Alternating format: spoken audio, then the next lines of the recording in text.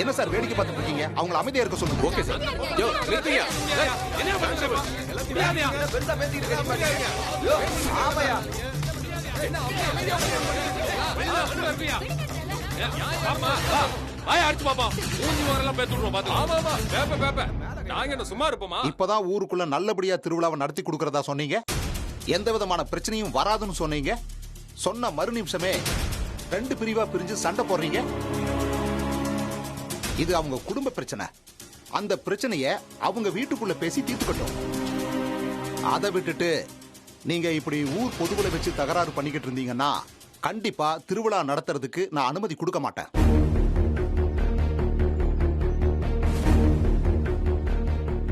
என்ன சார் இப்படி சொல்றீங்க? பின்ன என்ன சார், எலெக்ஷன் வேற நெருங்குது.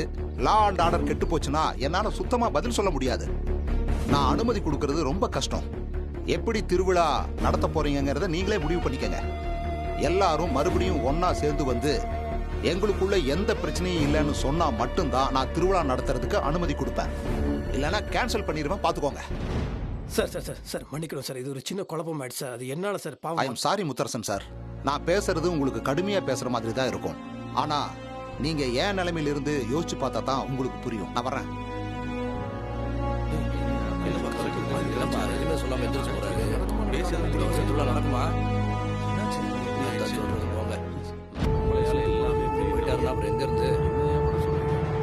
எல்லாம் நல்லபடியா போயிட்டு இருந்துச்சு. ஏதோ முத்தரசன் ஐயா ஊருக்கே பெரிய மனுஷன் அவர் வராருன்னு கலெக்டரைய காக்க வச்சு கடைசியில என்ன ஆச்சு பாத்தீங்களா? ஆமா. இப்ப திருவிழாவே இவங்க குடும்ப பிரச்சனையால நிக்கிற மாதிரி ஆயிப்போச்சு. ஆமா.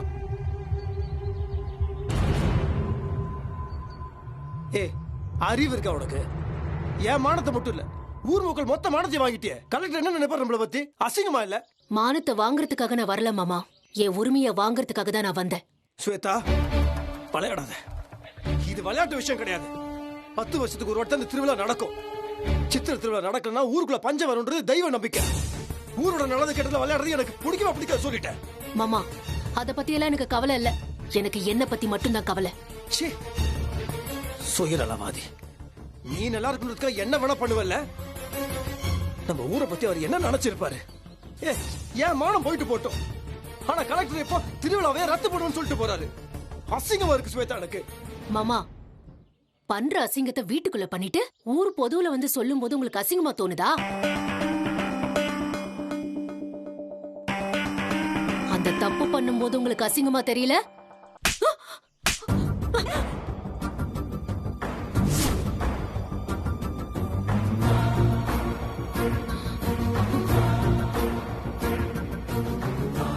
என்னப்பா அது? உளுந்தாச்சி பொண்ண ஊர் முன்னாடி இப்படி அடிக்கிற? ஊருக்கே நியாயம் சொல்ற, பெரிய மனுஷன் இப்படி அடிக்கலாமா? அந்த பொண்ணு பேசுன பேச்சுக்கு அடிக்காம என்னையா பண்றது? என்ன கூத்து பண்ணிட்டு இருக்கான்னு பாத்துட்டு தானே இருக்கீங்க. முத்தரசன் தம்பி அடிச்சதுலயும் நியாயம் இருக்கு, எந்த தப்பும் இல்ல. என்னையா நியாயம் இருக்கு? பொம்பளை புள்ளை அடிச்சுட்டு அதை போய் நியாயம் அப்படி இப்படி பேசிட்டு இருக்க மனசாட்சி இல்லாம? முத்தரசன் குழந்தையதான் வயிற்று சுமந்துட்டு இருக்கன்னு சொல்லுது இல்ல, நீங்களா மனசாட்சியா இல்லாம பேசிட்டு இருக்கீங்க. டேய், என்னையா பேசிட்டு இருக்கா? கொன்னே விடுவோம் கொன்னு. யோ வாயை அடிச்சு என்னையா வலிஞ்சிட்டு வர? சண்டை போடாதீங்க, தயவு செஞ்சு நீங்க சண்டை போடாதீங்க.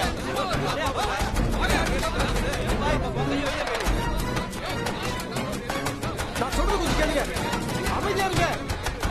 சண்டை போடாதீங்க, தயவு செஞ்சு சண்டை போடாதீங்க. சொல்றது கேளுங்க. நிறுத்துங்க, நிறுத்துங்க. உங்களுக்கு கெஞ்சி கேட்கிற, அமைதியா இருங்க.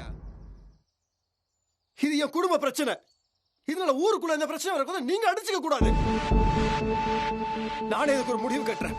உங்க கால்ல விழுந்து கேட்கிற சண்டை போடாதீங்க. இல்லண்ணே, பெரியவர், எங்க குடும்ப பிரச்சனைல ஊரு ரெண்டாக கூடாது. திருவிழா நடந்தே தீரணும். ஊருக்குள்ள பஞ்சம் வரக்கூடாது. நான் சொல்றது கொஞ்சம் அமைதியா கேளுங்க. என்ன நடந்தாலும் சரி, திருவிழா நடந்தே தீரும்.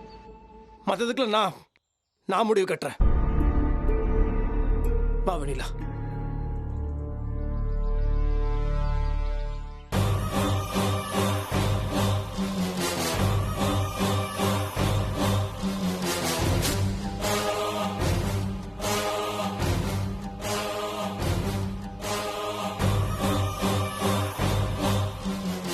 மருது, கிளம்பலாமா? வாங்க.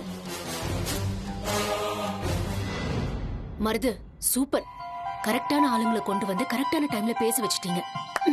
நான் நினைச்சது நடந்துடுச்சு. மாமா ஆடி போய் தான் வீட்டுக்கு போறாரு.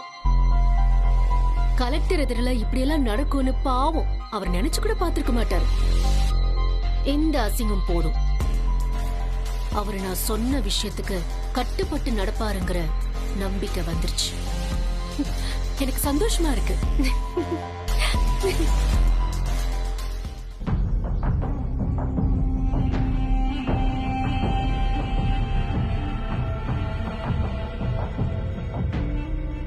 ஸ்வேதாமா, நீங்க நம்பிக்கையோட இருங்க. பேசி பேசியே முத்தரச ஐயாவை உங்க புருஷனை நாங்க ஒத்துக்க வைக்கிறோம். அடுத்த தடவை நாங்க எல்லாரும் சேர்ந்து போற கோஷத்துல முத்தரச ஐயாவே ஸ்வேதா தான் என் பொண்டாட்டின்னு சபை நடுவுல சொல்லுவாரு பாருங்க. பரவாயில்லம்மா, கை நிறைய பணம் கொடுத்துருக்கீங்க. பேசாம நீங்க வேணா வர்ற சட்டமன்ற தேர்தல எம்எல்ஏக்கு நில்லுங்களேன். நாங்க பேசி கேன்வாஸ் பண்ணி உங்களை கண்டிப்பா ஜெயிக்க வைக்கிறோமா. ஸ்வேதா, அவங்க பேசுறது கேட்டியா?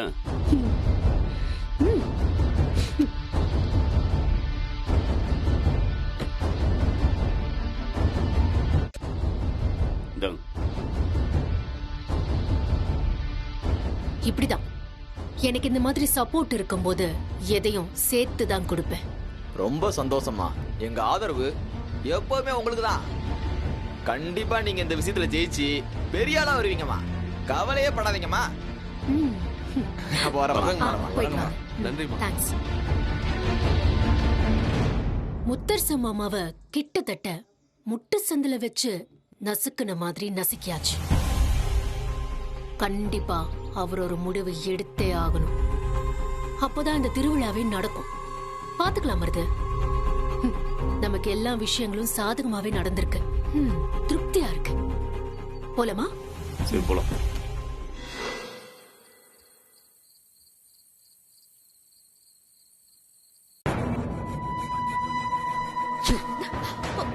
அசிங்கப்படுத்திட்டா. நானும் மரியாதை எல்லாம் போச்சு. என்ன முத்துமாமா, நீ எல்லாருக்கும் புத்தி சொல்ற, நீயே இப்படி கலங்கி போலாமா? கொஞ்சம் மனச சாந்தப்படுத்து மாமா. எப்படி? நானும் மரியாதை எல்லாமே போச்சு. ஊருக்கு முன்னாடி அசிங்கமாயிடுச்சு இல்ல? ஊரை பத்தி நினைப்பாரு, என்ன பத்தி அவளை கேவலமா நினைச்சிருப்பாரு. இதுக்கு எல்லாத்துக்கும் காரணம் அந்த கேடு கட்டம் ஸ்வேதா. என்னால இப்ப நம்ம ஊரே ரெண்டு ஆயிடுச்சு பாரு. சரி முத்துமாமா, நீயே இப்படி உடைஞ்சு போனா நாங்கெல்லாம் எப்படி தாங்கிக்கிறது? என்னால முடியலன்னு சொல்றேன்ல. அசிங்கப்படுத்திட்டாங்க. இப்ப திருவிழா நடக்குமா நடக்காதுன்னு கூட எனக்கு தெரியல. கடவுள் ஏன் என்ன மட்டும் இப்படி சோதிக்கிறாரு? ஏய், எதுக்கு இங்க வந்த? எதுக்கு வந்த? மரியாதையா வெளியே போ. மாமா ரிலாக்ஸ். நான் இப்போ உங்ககிட்ட மன்னிப்பு கேட்க தான் வந்திருக்கேன். மன்னிப்பு கேட்க வேணாம். ஒரு மண்ணம் கட்டிய வேணாம். பண்றதெல்லாம் பண்ணிடுவேன். அப்படியே குழந்தை மாதிரி முகத்தை வச்சுட்டு படிப்பு கேப்பேனே. போயிட்டு நீ சொல்லிட்ட. மாமா இத பாருங்க, நான் சத்தியமா சொல்றேன், வேணும்லாம் நான் அப்படி பண்ணல. எனக்கு ஒரு அங்கீகாரம் வேணுங்கிற பயம் வந்துருச்சு. அதனாலதான் நான் அப்படியெல்லாம் நடந்துக்கிட்டேன் மாமா. என்ன அங்கீகாரம்? யாரு நீ? என்ன அங்கீகாரம் வேணும் உனக்கு? நீ ஒரு பணம், அதுதான் உன்னோட அங்கீகாரம். என்ன முத்துமாமா இப்படி எல்லாம் பேசுற? ஏ லூசா நீ? அவளுக்குலாம் போய் பாவம் பார்த்துட்டு இருக்கிற. தலைமலை உட்காந்து உன் மூஞ்சி மேலே கால ஆட்டுவா. இங்க பாருங்க, இந்த குடும்பத்துல எல்லாருமே சேர்ந்து என்ன கண்ட மேனிக்கு அவமானப்படுத்துறீங்க. எனக்கும் என் வயித்துல பொறுக்க போற உங்க குழந்தைக்கும் எதிர்காலமே இல்லாம போயிடுமோங்கிற பயம் வந்துருச்சு. அதனால்தான் நான் அப்படி பண்ணிட்டேன், அவ்வளவுதான். குழந்தை அது வாயை கிழிச்சிடும் சொல்லிட்டோம். திரும்ப திரும்ப போய் பேசிட்டு இருக்கிற. எத்தனை தடவை சொன்ன போய் தான், அது உண்மையே ஆகாது. விட்டுருங்க, எதுவுமே வேண்டாம். இந்த நிமிஷத்துல இருந்து நான் வாயை திறக்கல. என் மனைவின்னு நீங்க ஊர் முன்னாடி எல்லாம் சொல்லவே வேண்டாம். தனிப்பட்ட முறையில ஒரே ஒரு வார்த்தை, இந்த வீட்ல இருக்கிற எல்லார் முன்னாடியும் நீதான் என் மனைவின்னு சொல்லணும். அது போதும் மாமா எனக்கு. நான் தாலி கட்டிக்கிட்டதுக்கு ஒரு அர்த்தம் கிடைச்ச மாதிரி, நான் ஜெயிச்ச மாதிரி எனக்கு ஒரு திருப்தி வந்துரும். தயவு செஞ்சு சொல்லுங்க மாமா. மாமா சரி சரி, கூல் கூல். சரி, என் முகத்தை கூட பார்க்க வேண்டாம். அட்லீஸ்ட் என் போட்டோ பார்த்தாவது சொல்லலாமே. சரி, வேண்டாம், போட்டோ வேண்டாம். அட்லீஸ்ட் என் நிழலை பார்த்தாவது சொல்லுங்களேன். சரி, ஓகே, வேண்டாம் வேண்டாம். நேர்ல வேண்டாம், நிழலை பார்த்து வேண்டாம், போட்டோவை பார்த்து கூட வேண்டாம். அட்லீஸ்ட் ஒரு செவத்தை பார்த்தாவது சொல்லுங்களேன். ஸ்வேதா தான் என் பொண்டாட்டின்னு ஒரே ஒரு தடவை சொல்லுங்களேன் மாமா. அது போதும் எனக்கு. சரி, பிஞ்சு சொல்றதுக்கு முன்ன வாயத்தோறும் பாய மூடு. என்ன முத்து மாமா? ஏய், நீ வேற அவளை போக சொல்லு. மரியாதை வெளியே போக சொல்ல. சரி மாமா. மாமா மாமா விட்டுருங்க, இதெல்லாம் எதுவுமே வேண்டாம். ஒரே ஒரு சின்ன துண்டு காகிதத்துல ஸ்வேதா தான் என் பொண்டாட்டின்னு எழுதி கொடுங்க. அத பாத்துக்கிட்டே அந்த சந்தோஷத்திலேயே நானும் என் குழந்தையும் தனியா கூட வாழ்ந்துருவோங்கிற. சொல்லிட்டு இருக்கு. இவளெல்லாம் கையில தொட்டனா என் கைக்கு தான் அசிங்கம். அந்த அசிங்கத்தெல்லாம் எவனும் கையில தொட மாட்டான். அந்த அசிங்கம் தான் நீ. என்ன மாமா, நான் இவ்ளோ கெஞ்சிக்கிட்டு இருக்கேன், உங்களுக்கு கொஞ்சம் கூடமா இறக்கம் வரல?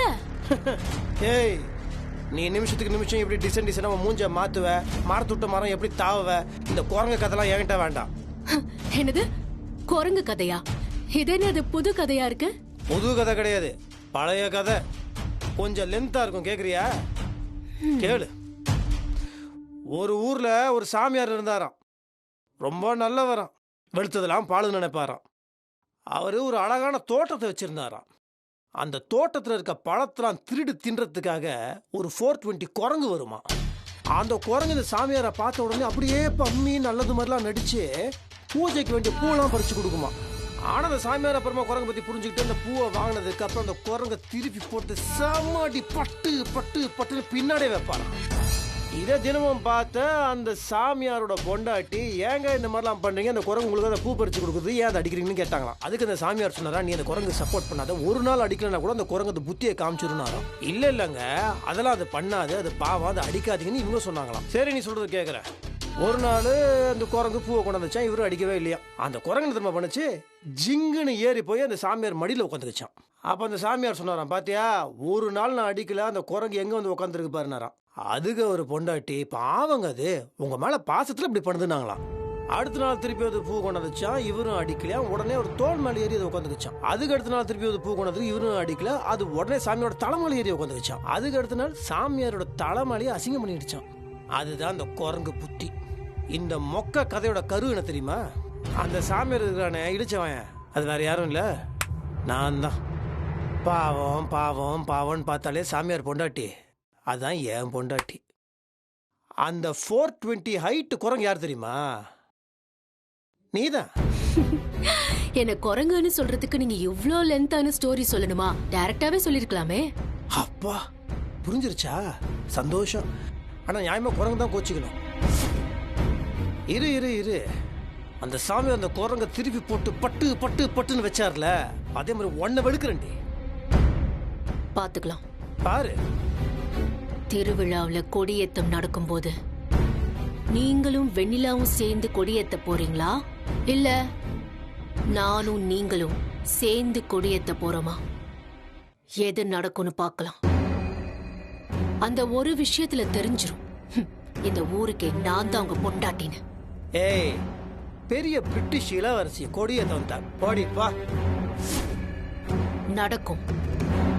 ஊரறிய என்ன பொண்டாட்டின்னு உங்க வாயால நான் சொல்ல வச்சு நம்ம 2 பேரும் சேர்ந்து தான் கொடியேத்துவோம். இது நடக்க தான் போகுது. ஸ்வேதா நடத்தி காட்டுவா.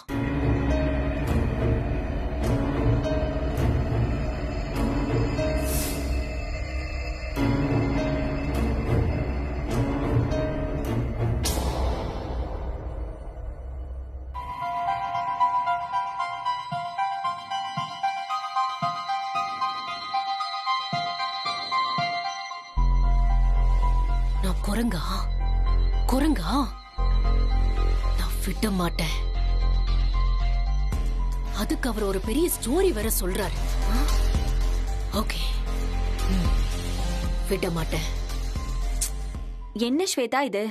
இல்ல நீ நான் குரங்கா, வெண்ணிலா அழகியா. பாத்தீங்களா மாமா எப்படி எல்லாம் பேசுறாருன்னு? விட மாட்டேன், நான் விடவே மாட்டேன். இப்படியே புலம்பிட்டே இருந்தா என்ன அர்த்தம்? மணி கணக்கா அங்கேயும் இங்கேயும் நடந்துகிட்டே இருக்கு. இப்படி நடக்கிறதுனால கால் வலிதான் மிஞ்சம். அடுத்தது என்ன பண்ணணும் யோசி.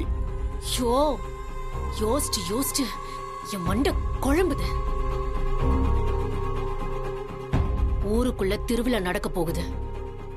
அதுக்கு மாமாவோட பொண்டாட்டிங்கிற ஸ்தானத்துல அந்த வெண்ணிலா ஊரறிய நடந்து போய் கொடி கம்பத்துல கொடி ஏத்த கூடாது. அதே கொடி கம்பத்துல நானும் மாமாவும் சேர்ந்து திருவிழாவுக்காக கொடி ஏத்தணும். அது நடக்கணும் மருது. அதுக்கு ஏதாவது யோசனை இருந்தா சொல்லுங்க. நீ இதே தான் அப்பத்திலிருந்து கேட்டுக்கிட்டே இருக்க. ஆனா எந்த யோசனையும் தான் வரவே மாட்டேங்குது. யோசிச்சு யோசிச்சு அப்படியே பைத்தியம் முடிச்சிடும் போல இருக்கு. என்ன சொன்னீங்க? இப்போ நீங்க என்ன சொன்னீங்கன்னு நான் கேட்டேன், சொல்லுங்க. யோசிச்சு யோசிச்சு அப்படியே பைத்தியம் முடிச்சிடும் போல இருக்குன்னு சொன்னேன். இது நல்ல ஐடியாவா இருக்கே.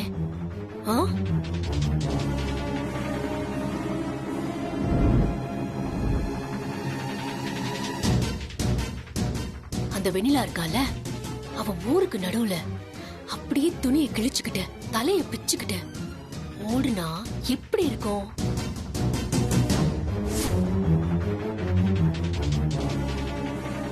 என்ன பார்த்தா இப்ப பைத்தியம்னு தோணி இருக்குமே. நான் பைத்தியம் இல்ல, நான் பைத்தியத்துக்கே பைத்தியம் பண்ற டாக்டர். நான் என்ன சொல்றேன்னா, அந்த வெண்ணிலாவுக்கு பைத்தியம் பிடிக்க வைக்கலான்னு சொல்றேன். ஸ்வேதா, அது எப்படி நடக்கும்? நாம நினைச்சா ஒரு விஷயத்தை நடத்தி காட்டவா முடியாது? நாம வைத்தியர்கிட்ட பேசி ஆளை பைத்தியமாக்குற மூலிகை வேணும்னு கேட்டா கண்டிப்பா அவரு அதுக்கு ஏதாவது வச்சிருப்பாரு. அது எப்படியாவது வெண்ணிலாவுக்கு எப்படி கொடுக்கணும்னு கேட்டு அதபடி கொடுத்துடலாம். அதுக்கப்புறம் வெண்ணிலா புத்தி மாறி போய் பைத்தியக்காரி ஆயிடுவா. என்ன ஸ்வேதா, அவ பைத்தியமா இருந்தனால நமக்கு என்ன லாபம்? எனக்கு ஒண்ணுமே புரியல.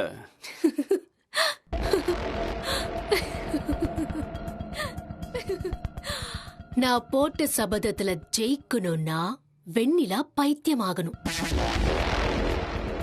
ஊர்க்காரங்க மொத்த பேரும் பைத்தியமா ஓடிட்டு இருக்கிற வெண்ணிலாவ கொடி ஏத்துறதுக்கு விட மாட்டாங்க. அதுக்கப்புறம் அன்னைக்கு ஊருக்கு நடுவுல பேசினதுனால ரெண்டாவது பொண்டாட்டி ஸ்தானத்துல இருக்கிற நீதான் முத்தரச மாமா கூட சேர்ந்து கொடி ஏத்தணும்னு என்கிட்ட வந்து கேட்பாங்க. நானும் ஒத்துக்கிட்டு நான் போட்ட சபதத்துல ஜெயிப்பேன். ஐடியா என்னமோ நல்லா தான் இருக்கு. ஆனா என்ன ஏன் இழுக்குறீங்க? கரெக்டா தான் இருக்கு.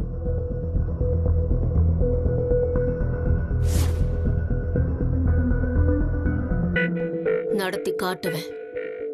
உடனே போய் பைத்தியம் பிடிக்க வைக்கிறதுக்கான மூலிகைய நம்ம வைத்தியர்கிட்ட கேட்டு வாங்கிட்டு வாங்க. சரி ஸ்வேதா. பைத்தியம் பைத்தியம் பைத்தியம் பைத்தியம். அந்த வெண்ணிலா பைத்தியம் ஆக போறா. நான் கொடியேத்த போறேன். நான் கொடியேத்த போறேன். கொடியேத்த போறா இந்த ஸ்வேதா.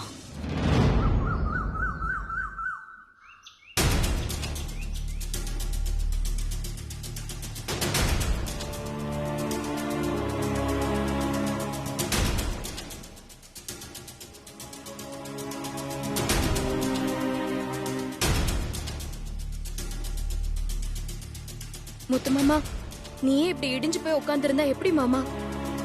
ஊர்க்காரங்க வேற வரேன்னு சொல்லிருக்காங்க. நீ கொஞ்சம் மனசை தேத்திக்கோ முத்து மாமா.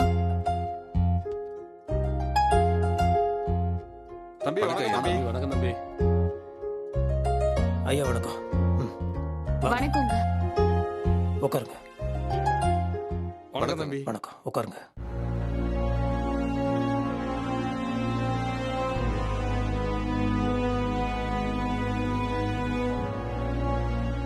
ஊர் திருவிழா சம்பந்தமா நேத்து ராத்திரி எனக்கு ஒரு கனவு வந்துச்சு.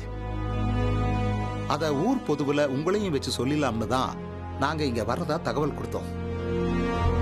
நேத்து ராத்திரி என் கனவுல ஆத்தா வந்து ஊருக்குள்ள குழப்பத்தை ஏற்படுத்தி எனக்கு நடக்க வேண்டிய திருவிழாவை நடக்க விடாம பண்றீங்களா? அதுக்கெல்லாம் நான் விடவே மாட்டேன். அப்படி ஏதாவது ஒண்ணு நடந்துச்சுன்னா ஊரையே அழிச்சிடுவேன்னு சொன்னா.